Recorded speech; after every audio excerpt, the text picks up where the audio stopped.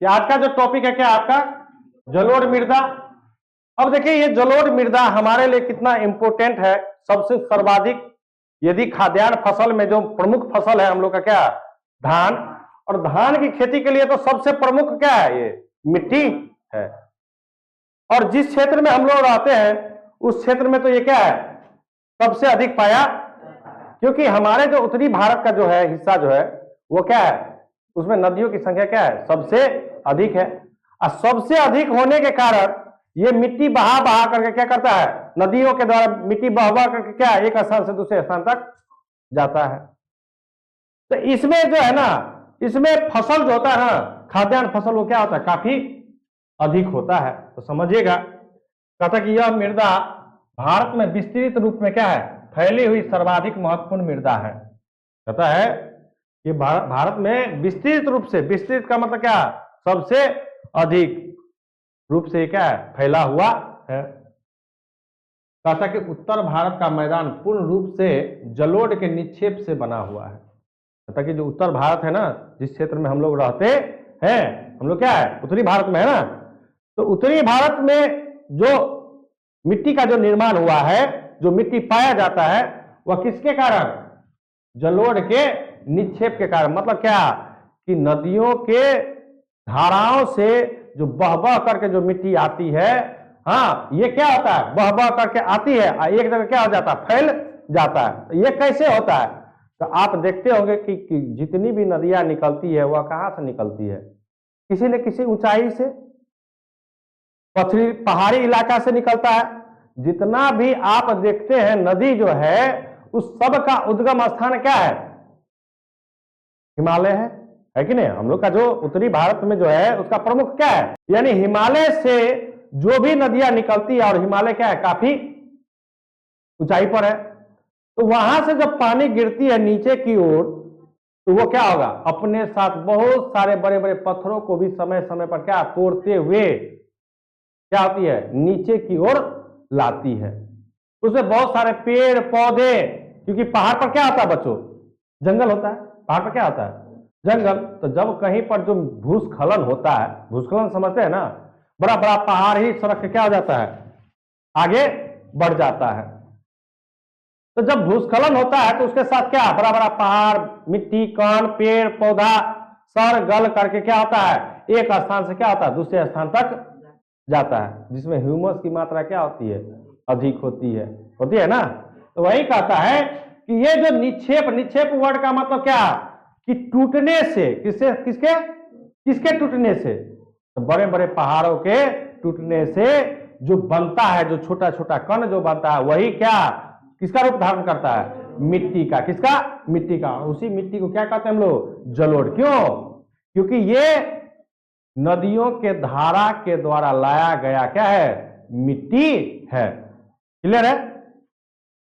कहता कि भारत के लगभग 6.4 करोड़ हेक्टेयर क्षेत्रफल क्या है जलोढ़ मृदा फैला हुआ है। देखिए कितना 6.4 करोड़ हेक्टेयर। ये सब याद रखिएगा ठीक है ना। कि पूछ सकता है कि जलोढ़ मृदा भारत के कितना क्षेत्रफल पर फैला हुआ है तो क्या बोलेंगे 6.4 करोड़ हेक्टेयर क्षेत्र पर क्या है फैला हुआ है। कहता है इस मिट्टी का गठन बालू सिल्ट एवं मृतिका के विभिन्न अनुपात से होता है। अब कहिएगा क्या कि बालू तो समझ रहे हैं बालू तो रेत। अब कहिएगा सर सिल्ट क्या किसको कहते हैं सिल्ट किसको कहते हैं बच्चों गाद समझते हैं ना, गाद समझते हैं। जब कोई भी पदार्थ नीचे सड़ता है तो क्या बनता है अरे पोखरी में गाद नहीं होता है, जब केचली सब सड़ जाता है तो वो क्या होता है सड़ता है कि गादे न बनता है कुछ और बनता है। हमको पहले बताइए गाद नहीं समझते हैं नीचे में जो जमा हुआ रहता है सरगल के उसको क्या कहते हैं हम लोग गाद कहते हैं। नहीं गाद समझते हैं तो किसी पोखरी में जाइए आपका क्या होगा पैर नीचे की ओर क्या होगा धंसेगा, आपको अपने आप पता चल जाएगा कि क्या है कहां पर गाद है कहां पर पानी है।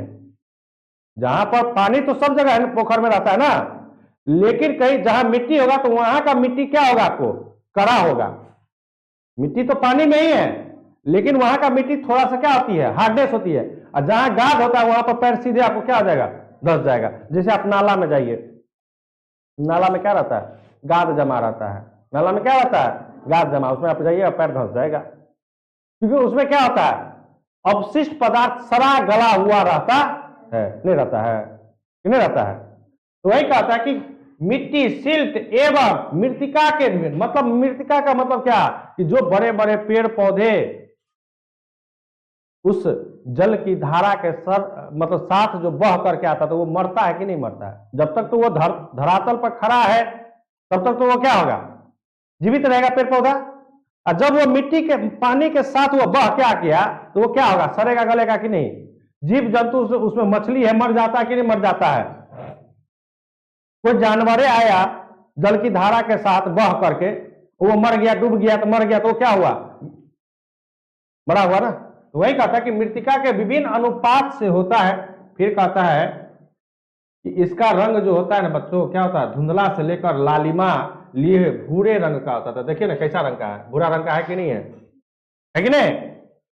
क्लियर? कोई दिक्कत नहीं है? फिर आगे देखिए, कहता कि ऐसी मृदाएं पर्वतीय क्षेत्र में बने मैदानों जैसे चौड़ एवं तराई में आमतौर मिलती है। कहता कि ऐसा जो मिट्टी है वो कहां पर मिलेगा? पर्वतीय क्षेत्र में बने मैदान। अभी जैसे चले जाइए आप कहां पर?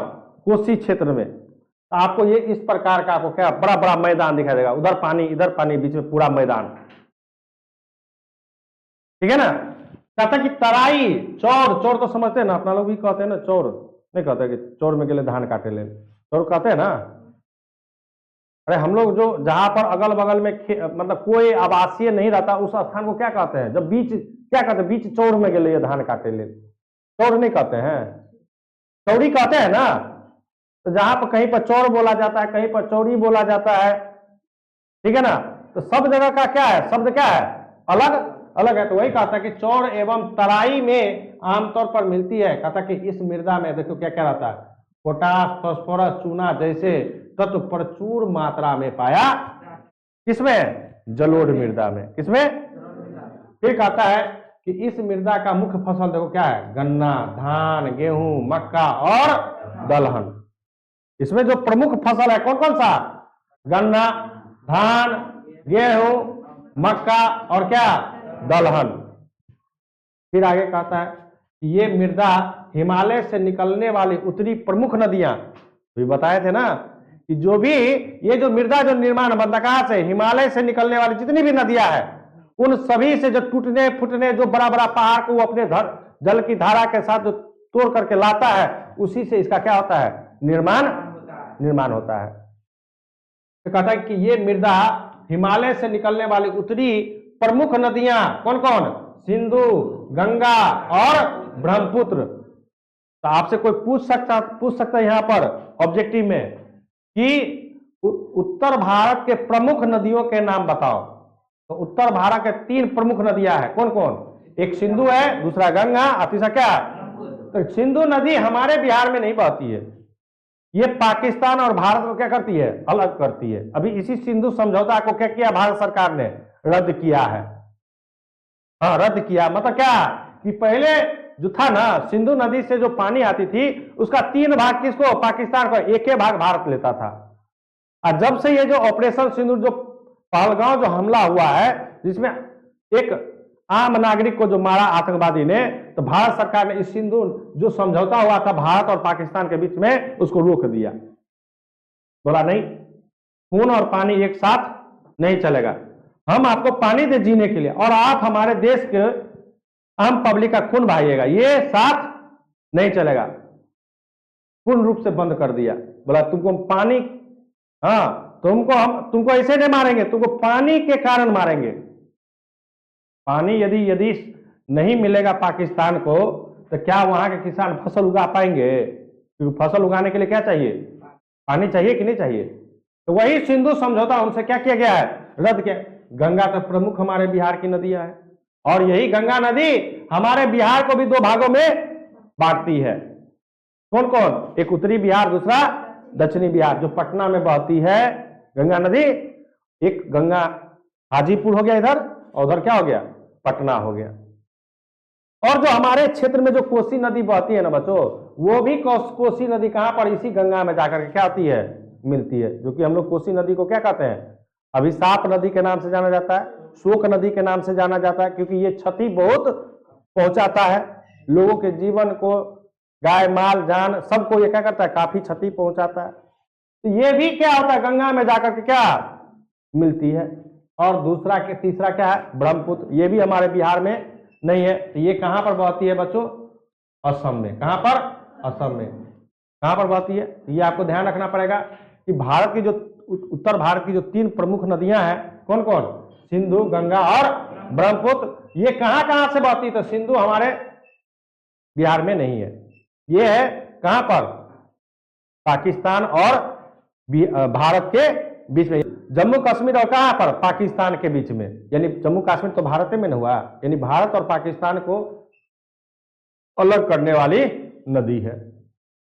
गंगा नदी तो देखते ही हैं हम लोग, पवित्र कितना गंगा जल का उपयोग करते हैं ना।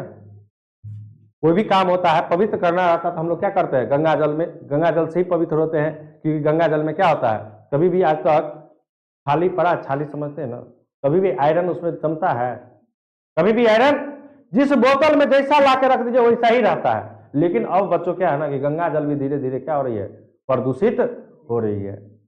क्योंकि लोग क्या करता है, बड़ा बड़ा फैक्ट्री का पानी गंगा में बहा दिया जाता है। हाँ, तो इसलिए हमारे गंगा जल भी क्या होती है, प्रदूषित होती है।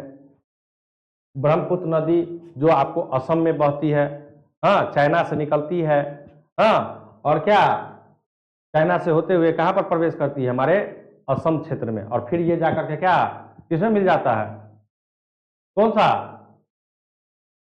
बंगाल की खाड़ी में। कहां पर, बंगाल की खाड़ी में। कटक के द्वारा लाए गए जलोढ़ के निक्षेप से बना हुआ है। ये तो तभी ही बता रहे थे कि निक्षेप का मतलब क्या हुआ, कि अपने द्वारा, यानी जल की धारा के साथ जो बड़ा बड़ा पहाड़ जो तोड़ करके जो लाता है, और वो जो छोटा छोटा जो कण बन जाता है, उसी को क्या कहते हैं, निक्षेप कहते। क्लियर है। फिर कहता है कि इस मृदा में नाइट्रोजन एवं जैव पदार्थों की कमी रहती है। इसमें नाइट्रोजन और जैव पदार्थों की क्या होती है, कमी होती है। क्योंकि जैव पदार्थ का मतलब तो समझ ही रहे हैं क्या, जैव पदार्थ का मतलब क्या, सजीव की, जैव पदार्थ का मतलब क्या है कि इसमें सजीव उपस्थित। सजीव का मतलब क्या, इसका सजीव कौन, किसान का मित्र कौन, केचुआ, कीड़ा मकोड़ा की संख्या इसमें क्या रहती है, कम रहती है, जिसके कारण मिट्टी क्या होता है, काफी उपजाऊ होती है। ठीक है, आगे देखिए, कहता है कि अधिक उपजाऊ होने के कारण इस मिट्टी पर गहन कृषि की जाती। गहन का मतलब क्या, अधिक से अधिक। गहन का मतलब क्या, अधिक से अधिक कृषि की जाती है, जिसके कारण यहाँ जनसंख्या घनत्व अधिक होता है। यानी क्या, जिस क्षेत्र में जलोढ़ मृदा होती है उस क्षेत्र में लोगों की भी संख्या क्या होती है, अधिक होती है। और जब लोग अधिक होगा तो फसल भी ज्यादा हो जाएगा। जिस क्षेत्र में लोग रहेगा ही नहीं, रहने के लिए उसके लिए अनुकूल मिलेगा ही नहीं, तो क्या उस क्षेत्र में क्या फसल उगेगा, नहीं उगेगा। अब कहता है कि आयु के आधार पर जलोढ़ मृदा मुख्यतः कितने प्रकार के होता है। एक होता है पुराना, यानी जिसको बांगर कहते हैं, दूसरा क्या, नवीन, जिसको क्या कहते हैं, खादर कहते हैं। यानी जलोढ़ मृदा भी 2 प्रकार की होती है। दोनों में अंतर क्या है, दोनों में अंतर यही है कि एक पुराना है, एक क्या है, नया। यानी क्या, पुराने में क्या, कंकरों की मात्रा क्या होती है, बड़ा बड़ा होता है, और नवीन में क्या होता है, कंकरों की आकृति जो होती, मतलब क्या, आकार जो होता है वो क्या होता है, छोटा छोटा होता है। समझिएगा थोड़ा सा। कहता कि पुराना मतलब क्या, बांगर। कहता इस मृदा में कंकर एवं बजरी की मात्रा क्या होती है, अधिक होती है। इसमें पुराना वाला में तो कहता कि कंकर एवं बजरी की मात्रा क्या होती है, अधिक होती है, इसलिए इसे पुराना या बांगर जलोढ़ मृदा करते हैं। जबकि नवीन खादर में इस मृदा में महीन कण पाए जाते हैं। तब देखिए समझते हैं, बताते हैं आप लोग को। जब आप लोग के, हम लोग के क्षेत्र में जब कल गाड़ता है, कल गाड़ता है ना, तो देखते हैं कि जब ऊपर से, जब ऊपर में पाइप रहता है तो मिट्टी निकलता है, निकलता है ना। और जैसे धीरे धीरे नीचे जाता है तो कंकर बजरी निकलता है। कंकर नहीं निकलता है, कंकर बजरी का मतलब क्या, पत्थर का टुकड़ा बजरी का मतलब क्या, पत्थर का टुकड़ा नहीं निकलता है, हाँ या नहीं। कंकड़ छोटा हो गया, अब पत्थर क्या हो गया, तो बड़ा बड़ा नहीं निकलता है, हाँ या नहीं। कल गाड़ते हुए कभी देखी हो कि नहीं देखी हो। तो जब सबसे जब नीचे चला जाएगा तो उसको कैसे पता चलता कि लेयर अब आ गया। तब देखिएगा कि प्योर एकदम उजला उजला बालू जब निकलने लगता है, तब वो कहता क्या, अब यहां से पानी क्या होगा, अच्छा होगा। यानी वहां पर पानी जमा हुआ है, साफ पानी है, इसलिए वहां का बालू का जो कण है ना, वो क्या आपको नजर आएगा, पूरा एकदम साफ साफ निकलने लगता है। तब कहता कि नहीं, अब इस यहां पर क्या होगा, अच्छा पानी होगा। तो कहता कि नवीन खादर, तो समझ गया, कहता इस मृदा में महीन कण अधिक पाए जाते हैं, इसलिए इसे नवीन, नवीन का मतलब क्या, नया नया, नवीन का मतलब क्या, अभी नया नया बना ही है मिट्टी, नवीन या खादर जलोढ़ मृदा कहते। यानी क्या, ये जो मिट्टी का जो ऊपरी परत है, ये है ना परत, ऊपर वाला परत, ये ऊपरी परत क्या रहता है, यही खादर रहता है। और जब इसी पर फिर दबते दबते नदी फिर लाया, इस साल भी लाया, अगले साल भी लाएगा, पर उससे भी अगले साल लाएगा, तो यही धीरे धीरे दबते दबते किसका बन जाएगा, पुराना, यानी बांगर बन जाएगा। क्लियर है, कोई दिक्कत है इसमें नहीं। चलिए आगे। अब कहता क्या, काली मृदा। तो काली मृदा तो बच्चों हम लोग के क्षेत्र में नहीं है, सबसे पहली बात। और काली मृदा का निर्माण कैसे होता है, तो ज्वालामुखी के फटने से। कि ज्वालामुखी जब फटती है तो उससे राख निकलती है, जिसको लावा भी कहते हैं। वो क्या होता है, वर्षा जल के साथ या वायुमंडलीय ताप में परिवर्तन के कारण धीरे धीरे धीरे धीरे ठंडा होकर के क्या, किसका रूप धारण कर लेता है, मृदा का, काली मृदा का। क्योंकि हम ही लोग जब कोई भी जलावन को जलाते हैं बच्चों, तो जलावन को जलाने के बाद जब राख बचती है तो राख कैसा रहता है, काला रहता है। तो उसी तरह मिट्टी के मतलब क्या कि भूमि में से जब ज्वालामुखी कहीं फटती है भूमि के अंदर से, तो ज्वालामुखी के साथ जो लावा निकलता है वो धीरे धीरे धीरे धीरे धीरे धीरे लावा ठंडा होते हुए, यानी राख जो होता है ना, क्योंकि उसमें तो आग रहती है ना, आग है ना, वो धीरे धीरे ठंडा ठंडा होते होते होते होते वो किसका रूप धारण कर लेती है, मृदा का धारण कर लेती है। और वही मृदा को क्या कहते हैं हम लोग, काली मिट्टी कहते हैं। तो काली मिट्टी हम लोग के लिए तो नहीं है, काली मिट्टी आप जानते हैं कि कपास की उपज के लिए सबसे महत्वपूर्ण मिट्टी है। कपास जिससे हम लोग कपड़ा जो बनता है, धागा जो बनती है, वो कपास से बनती है। और कपास के लिए सबसे ज्यादा क्या है, वही मिट्टी चाहिए। तो कहता क्या, सुनिए, कहता इस मिट्टी का रंग काला होता है जो इसमें उपस्थित एल्युमिनियम एवं लोह यौगिक के कारण है। कहता इसका काला क्यों है, तो इसमें एल्युमिनियम और लोहा की मात्रा क्या होती है, अधिक होती है, जिसके कारण इसका रंग कैसा होता है, काला होता है। फिर कहता है यह कपास की खेती के लिए सर्वाधिक उपयुक्त मानी जाती है, जिस कारण इसे काली कपास मृदा के नाम से भी क्या किया जाता है, जाना जाता है।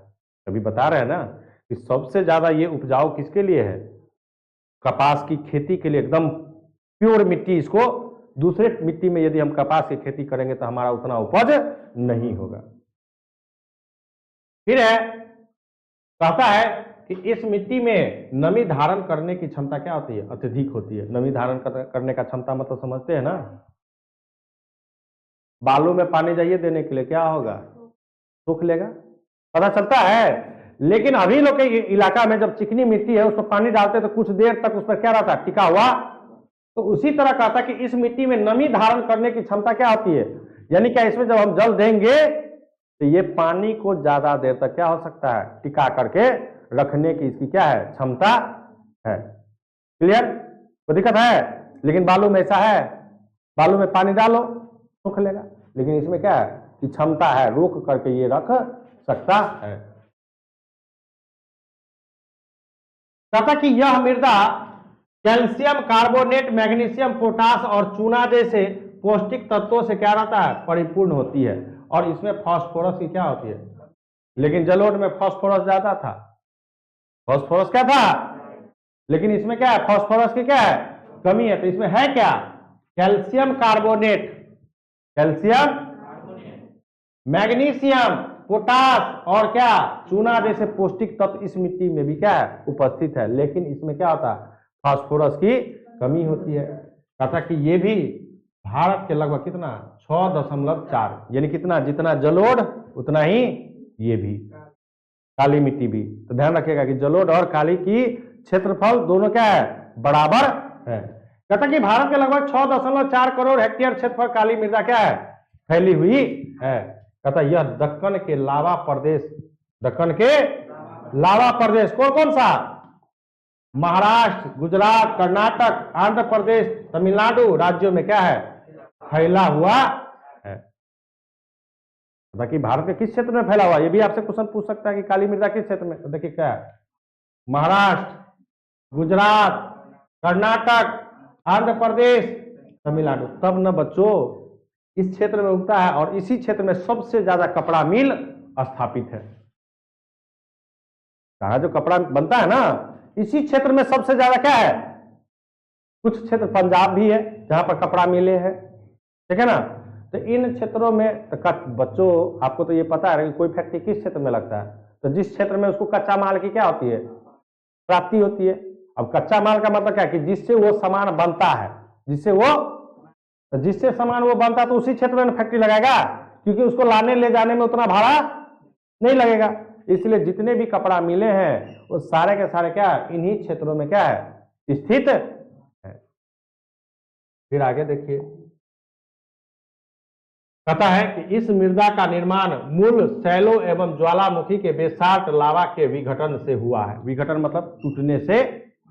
कहता है कि इस मृदा का जो निर्माण हुआ है वो किससे हुआ है, अभी तो बता रहे थे ना कि जब ज्वालामुखी फटती है तो उसमें से जो लावा निकलती है वो लावा क्या होता है, वायुमंडलीय तापमान के घटने के कारण। क्योंकि जब ज्वालामुखी निकलती है तो उसमें तो तापमान क्या रहता है, काफी अधिक रहता है, लेकिन हमारे वायुमंडल का तापमान क्या है, कम है।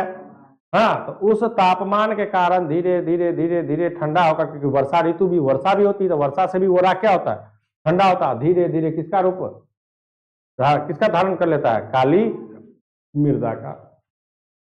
कहता है इस मृदा में गन्ना, प्याज, गेहूं एवं फलों मतलब नारंगी, और नारंगी सबसे ज्यादा कहाँ का फेमस है पता है ना, कहाँ का नारंगी सबसे ज्यादा फेमस है बताइए, कहाँ का नारंगी सबसे ज्यादा फेमस है, महाराष्ट्र में ही है, यानी क्या मुंबई में, महाराष्ट्र में ही है। कहां पर, किस क्षेत्र का, तो ये जो नारंगी है ना, कहां पर, नागपुर।